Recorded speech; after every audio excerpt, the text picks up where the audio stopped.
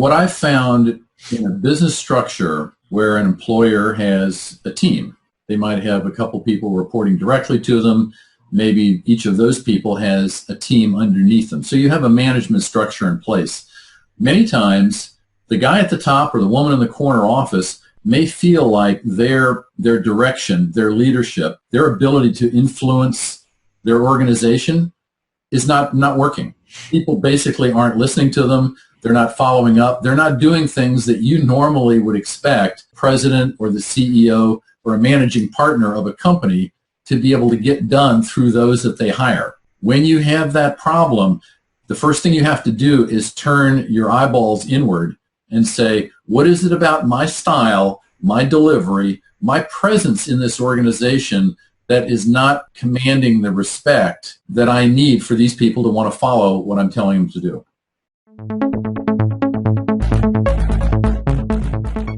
Setting expectations with employees is so vital. And it's one thing that I find that gets missed quite a bit. Many times people at the top in leadership roles may assume that people underneath them, just by virtue of the fact that they're all working in the same company, just understand what needs to happen. And so there's that inability, or that, they just simply don't want to verbalize or put things in writing to make it clear to everybody. And you should do that so that everybody's on the same page. Because if you don't, what you do is you leave the various managers and the employees who probably from day to day are just being surrounded by all kinds of tasks and demands and issues from customers, and they're not always going to keep your requirements, your expectations top of mind unless you figure out a way to deliver it to them so that they understand clearly this is the only reason they're here working. Catch them doing something good. Many times people will go around the company, they'll travel, they'll visit other locations, and they may not say it, but what they're really trying to figure out is everybody working? Am I going to catch somebody doing something that I'm going to disapprove of and that they're going to regret?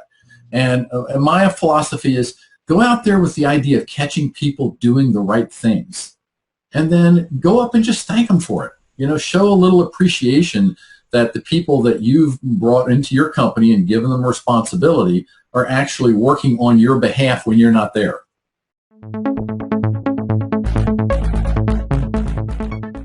There are times in running a business where you just feel, despite all your best efforts, you've just not gotten through to the individual. And at that point, it's really to their best benefit to be able to sit them down and try to get to the bottom of what's causing them not to want to fulfill their responsibility, to be accountable to the things that they say they will do in the course of carrying out their duties.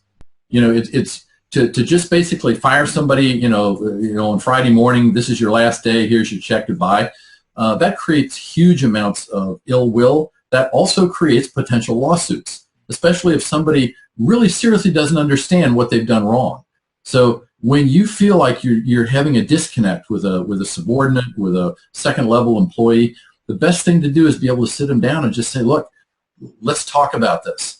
I've tried my best to get you to do these things which are important to your job, but I'm not seeing the activity, the results. I'm not seeing the effort that I believe is required.